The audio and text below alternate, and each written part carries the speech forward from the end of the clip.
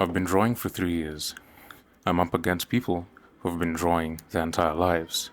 And I have 1 year to catch up. And this is the blueprint.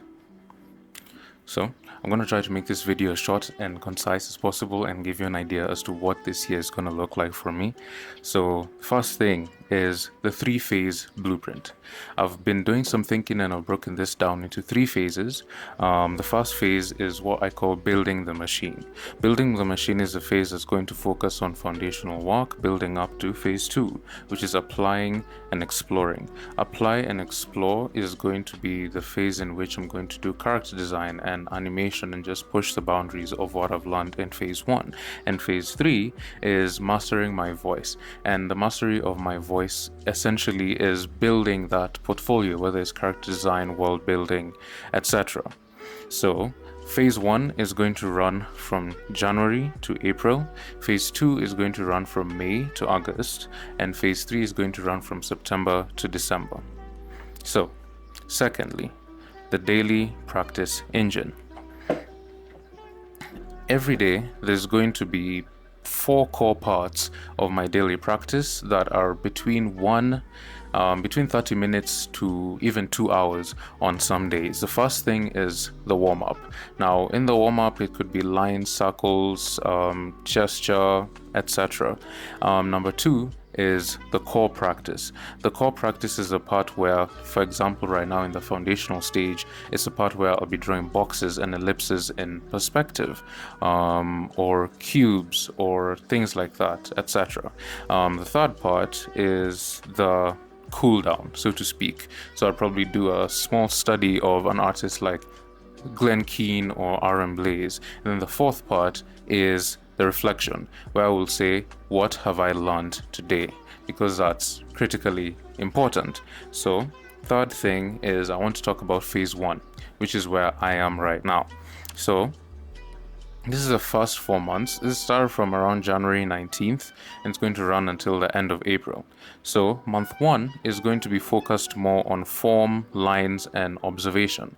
So this full first month is going to be just lines and drawing shapes in perspective and getting a grasp and understanding of shapes, essentially, because when you're an artist, shape is what makes up a lot of what you will do. Month 2 is going to be anatomy and structure. So that's when I'm going to take those shapes that I've learned to put in various perspectives from memory, and I'm going to now learn and perfect my anatomical understanding.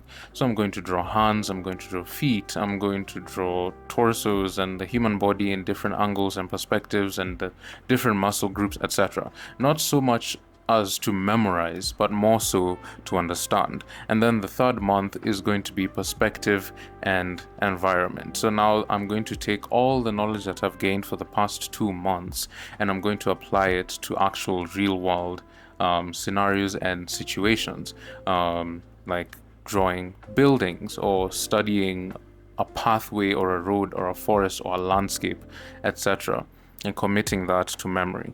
So there's one thing that's a non-negotiable in the midst of this plan, which is 2 pages a day.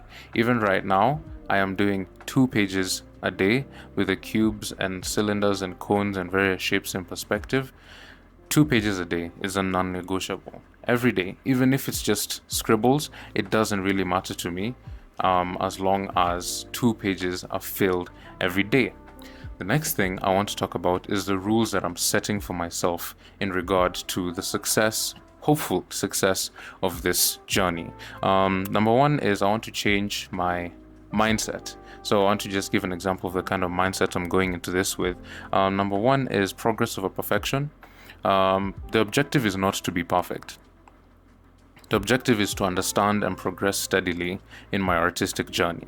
And perfection is something that as artists we get stuck in a lot of the time. So my objective is to make progress, not exactly to be perfect. And the other thing is to make peace with frustration. Frustration is a sign that you are leveling up. When you feel frustrated, it means you understand that you can push more past that potential place at which you are at that moment in time. And the next thing is that your competition is yourself. I've said this various times, but I'd like to overemphasize it again and again and again, more so to myself. Your competition is the past you. When you're in month 4, the only person you're competing with is the person you were in month 1, or even before you started the challenge in the first place. And another thing I'd like to say is that this challenge is training. It's like the difference between the gym and the sport.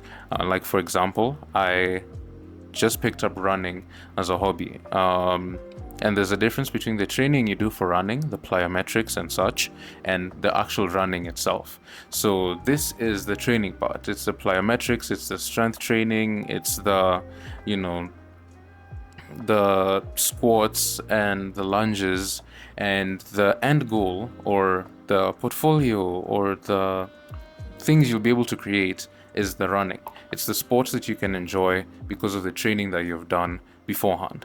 But even in the midst of all that, one thing that I must say is that I'm not going to stop drawing for fun. In fact, drawing for fun is something that I'm going to be, and I'm already doing currently. So I'm not going to stop drawing for fun. I'm still going to join Draw This in Your Style challenges. I'm still going to join things like Marvel July. I'm still going to run my Toontastic drawing challenge in June. I'm still going to maybe join Inktober this year and do the Disney December drawing challenge. I'm still going to do those things. But this practice thing is what's going to be an everyday mandatory commitment. And again, I'm human and I could fail, I could get sick, family emergencies could pop up, and I'm giving myself the grace to be able to, step back if need be, but always try my best against all odds to make those 2 pages a day in every phase I'm going through.